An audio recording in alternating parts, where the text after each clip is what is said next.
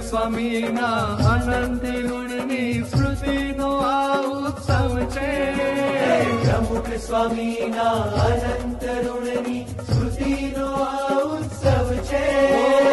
ઇષ્ટ ભક્તિને ગુરુ ભક્તિનો અમૃત ઉત્સવ છે.